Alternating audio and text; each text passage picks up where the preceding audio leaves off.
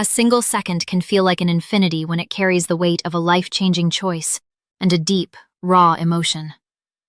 We capture those eternal moments and turn them into cinematic art for your viewing pleasure. Subscribe today and explore the infinite nature of the human story. Number on the screen didn't lie. Numbers never lie. People do. I was staring at my laptop in the corner of my bedroom, the small one, the one with the water stain on the ceiling that my mother had been meaning to fix for 3 years, when I noticed the balance on my investment account was exactly $47,000 less than it should have been. Not a rounding error. Not a bank fee. $47,000 gone, with a transfer note that read, "Family support, authorized." I hadn't authorized anything. I closed the laptop. I didn't scream. I didn't cry. I work in contract compliance for a mid-sized logistics firm. I spend my days finding the sentence in a 200-page agreement that someone hoped nobody would read. When you find a discrepancy, you don't react. You build a case. My name is Rachel. I'm 31 years old. And that was the morning I stopped being a daughter and started being an investigator. Let me back up. My parents are not bad people. Or at least that's what I spent most of my life telling myself. My father is charming in that way that makes strangers love him instantly. My mother runs the household like a small country, efficient, organized, and with a very clear hierarchy in which she sits at the top. Then comes my brother Derek. Then the dog. Then me. Derek is 34. He has never held a job for more than 8 months. He calls it finding his path. My parents call it he's just sensitive. I call it what it is, but I learned a long time ago that nobody in that house wanted to hear my version of things. I moved back home 2 years ago after a bad breakup and a lease that ended at the same time. It was supposed to be 3 months. 3 months became 6. 6 became a year. Then my father had a minor health scare, and my mother looked at me with those eyes. The ones that make you feel like leaving would be an act of violence. And I stayed. I kept paying rent to them. I kept contributing to groceries. I kept telling myself this was temporary. What I didn't know was that while I was being a dutiful daughter, my mother had added herself to my savings account. She'd done it 18 months earlier, when I was in the hospital for a minor outpatient procedure, and she'd come with me. I'd been groggy from anesthesia. She said the bank needed a secondary contact in case of emergency. I'd signed something. I didn't read it. That is the only mistake I will admit to in this entire story, and I have made my peace with it. $47,000. Transferred in 4 separate transactions over 11 months, small enough each time to avoid any automatic alerts I had set up, just large enough to total the cost of Derek's new truck, Derek's failed food truck venture, Derek's cross-country finding himself trip, and what I would later learn was Derek's gambling debt to a man named Vincent, who was not the kind of person you owed money to. I found all of this out in one afternoon. I sat on my water-stained bedroom floor with my laptop, a notepad, and a cup of coffee that went cold before I touched it, and I traced every single dollar. By the time the sun went down, I had a spreadsheet that told a story my parents never intended for me to read. The question was, what to do with it? The old version of me, the one who spent years smoothing things over, apologizing for being inconvenient, making herself smaller so everyone else could be comfortable, that version would have walked into the kitchen, started crying, and accepted whatever explanation my mother offered. My father would have put his hand on my shoulder. My mother would have said they were going to pay it back. Derek would have said nothing, because Derek was always somehow absent for the consequences of Derek's choices. But I had just spent 3 hours looking at my own money disappear into someone else's life. I closed my spreadsheet. I smiled at my reflection in the dark laptop screen. I decided to set a trap. The first thing I did was call my friend Dana. Dana is an attorney, not the flashy courtroom kind, the quiet, terrifying kind who specializes in civil litigation and has a voice like still water. I told her what I'd found. There was a long pause on the line. "Don't say anything to them yet," she said. "I know. Don't move any money. I know. Don't let them know you know." "Dana." I paused. "I do this for a living." She laughed, just slightly. "Set up a new account they have no access to. Tomorrow morning, first thing. Direct deposit rerouted by end of week." And Rachel screenshot everything tonight. Everything. I did all of it before midnight. The new account was at a completely different bank, one my parents had never heard me mention. I had my paycheck redirected within 48 hours. I gathered 3 months of bank statements, printed them at the office, and stored copies in my car, in my work email, and with Dana. Then I waited. I want to be honest about what waiting felt like. It felt like sitting across the dinner table from my mother every night and watching her talk about a neighbor's kitchen renovation and knowing what I knew. It felt like my father asking how work was going and saying, "Great, really good," and meaning none of it. It felt like watching Derek come home late, drop his keys on the counter, open the refrigerator like he owned the entire world, and choosing not to say a single word. Patience is not something I was born with. It is something I built, brick by brick, out of every time I was told I was overreacting. 2 weeks after I found the discrepancy, my mother came to my room. She sat on the edge of my bed, the way she does when she wants something. Not demanding, not aggressive, just present in a way that fills the space and makes you feel like you owe her something simply for the oxygen she's providing. She said she needed to talk to me about something important. She said the family was going through a difficult time. She said Derek had gotten into some trouble, financial trouble, serious this time, and that she and my father had been doing everything they could, but they were stretched thin. She said she'd had to borrow from my account, just temporarily. She said she knew she should have asked, but she hadn't wanted to worry me, and she knew I'd understand because that's who I was. That's what made me different from other people, my capacity to understand. I want to tell you I felt rage. I did, underneath. But on the surface, I felt something colder and more useful. I said, "How much did you need?" She told me a number that was $12,000 less than what she had actually taken. I watched her say it. I watched her look me in the eye and say a number that was not the real number. And I understood in that moment that she had not come to confess. She had come to manage me. "Okay," I said. "I understand. Thank you for telling me." She looked relieved. She squeezed my hand. She said she knew I was the sensible one. She said the family was lucky to have me. I smiled the whole way through it. The next day I called Dana and told her it was time. Here's what Dana explained to me, slowly and clearly, the way she explains things when she wants to make sure there is no room for misunderstanding. What my mother had done had a name. Accessing another person's funds without explicit authorization for personal use, even with joint account access obtained under ambiguous circumstances, constituted civil financial fraud. The anesthesia consent angle added another layer. The transfers, documented, patterned, deliberate, were not borrowing. They were theft. Dana said if I wanted to pursue it criminally, I had a viable path. She also said if I wanted to pursue it in a way that got my money back without destroying the family entirely, she had a different strategy. I asked her to tell me about the second one. She called it a structured demand. I started calling it the mirror. The idea was simple. My parents believed I didn't know the full amount. My parents believed I was soft enough to accept whatever they offered. My parents had, for 31 years, operated on the assumption that I would bend. The mirror meant letting them keep thinking all of that, right up until the moment they were sitting across from a document that reflected every single thing they'd done, in precise dollar amounts, with dates, account numbers, and Dana's name on the letterhead. We scheduled a family meeting. I told my mother I wanted to talk about the financial situation, that I'd been thinking about it and I wanted to help the family find a real solution. She was pleased. She told my father.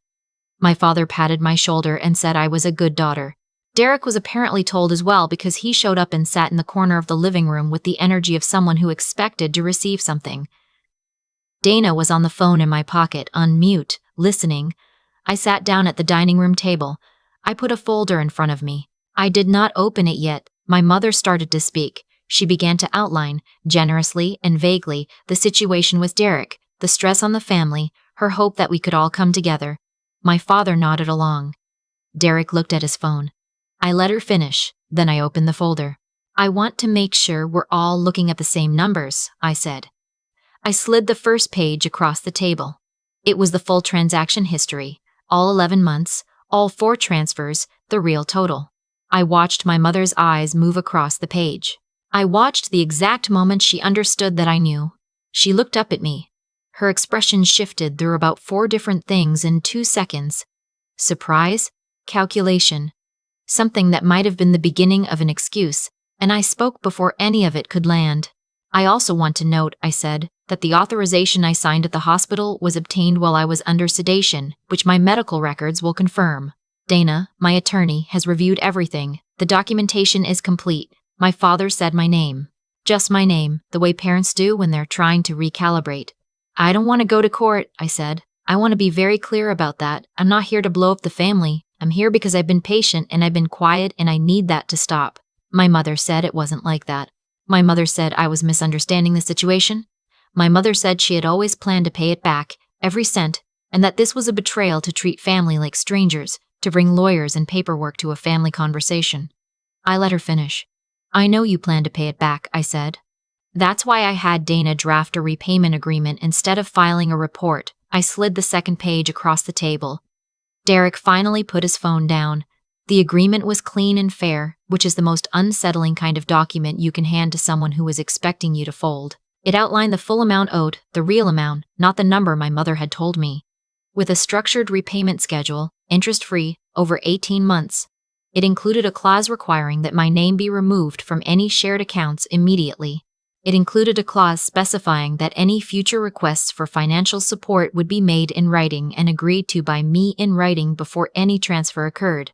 Dana had made it airtight without making it cruel. My father said they needed time to look it over. I said I understood completely and that I'd need a signature within 7 days because Dana's next step was a formal demand letter, which would create a paper trail that I truly did not want to create. It was the first time I had ever spoken to my parents that way.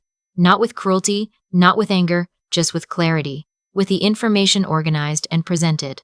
With the exit door clearly marked, my mother cried. I had been prepared for that.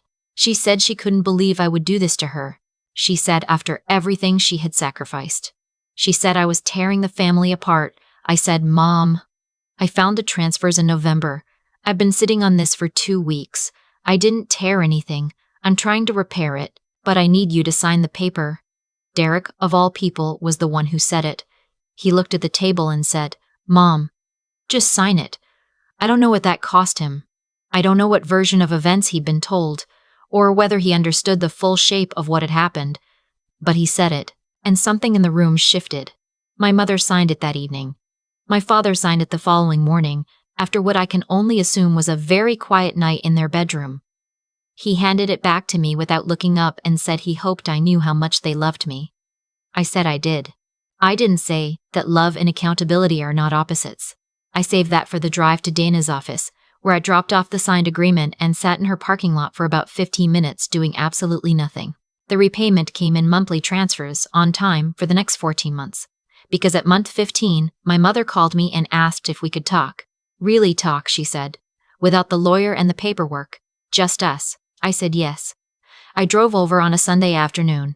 She made coffee. She sat across from me and she said something I had waited 31 years to hear. She said she had treated me like a resource instead of a person. She said she was sorry. She said she had told herself she was doing it for the family, but she had known, somewhere underneath, that it was wrong. I don't know if it fully fixed anything. I don't think that's how it works. But I looked at her across that table, and I felt something loosen in my chest that had been tight for a very long time. Derek, for the record, is in a payment plan with Vincent, the full terms of which I am deliberately not involved in. He has held his current job for 11 months, which is a personal record. I am cautiously saying nothing about it. My father still pats my shoulder at dinner and calls me his good daughter. I let him because I think he means it differently now, and because I know the difference between being good and being soft, and I will never again confuse them. The money came back, every dollar of it, but what I actually got back was something I hadn't realized I'd lost. The knowledge that when someone tries to rewrite the numbers, I know how to show them the real ones. The contract, as I once told Dana over a glass of wine, follows the money. And now, so do I. People always ask what it feels like to catch someone you love doing something unforgivable. I'll tell you, it doesn't feel like rage. It feels like a room going very quiet. I spent a long time being the person my family counted on precisely because I never pushed back. I paid rent on time. I stayed when I should have left. I smoothed things over because I believed that keeping the peace was the same as keeping the family. What I didn't understand then, what Rachel's story helped me finally put into words, is that there is a difference between keeping peace and funding someone else's chaos with your silence. Rachel didn't discover the missing $47,000 and explode. She got still. She got organized. She opened a spreadsheet and let the numbers do what numbers always do: tell the truth, without flinching. That stillness wasn't weakness. It was the most powerful thing she could have done, because the people who had underestimated her for 31 years were counting on her to fall apart. That's the thing about being the responsible one in a family that takes responsibility for granted. They mistake your patience for permission.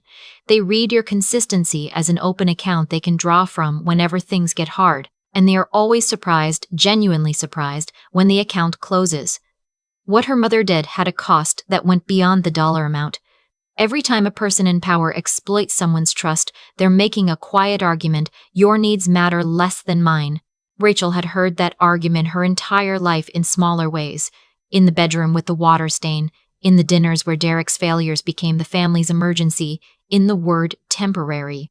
That stretched into years. The $47,000 was just the moment the argument became impossible to ignore. But here is what I think matters most. Rachel didn't use what she found to destroy anyone. She used it to draw a line. The agreement she put on that table wasn't revenge. It was a boundary written in the only language that had ever been taken seriously in that house. Documented, signed, enforceable. She translated her own worth into a format they couldn't dismiss. That takes a specific kind of intelligence, not just the kind that reads contracts, but the kind that understands when emotion will work against you and chooses clarity instead. It takes the willingness to sit across from someone you love and refuse to pretend you don't know what you know. And it takes something even rarer: the ability to leave a door open after you've held your ground. She didn't vanish. She didn't burn everything down. She gave her mother the chance to say the thing that took 31 years to arrive. I treated you like a resource instead of a person. That sentence only became possible because Rachel didn't make it impossible. The money came back. But the real return was something quieter. The knowledge that she could face the hardest conversation in her life and come out of it still herself. Still clear. Still standing. That's what accountability actually looks like. Not punishment, not cruelty. Just a person who finally decided that the truth on the table was worth more than the comfort of pretending it wasn't there.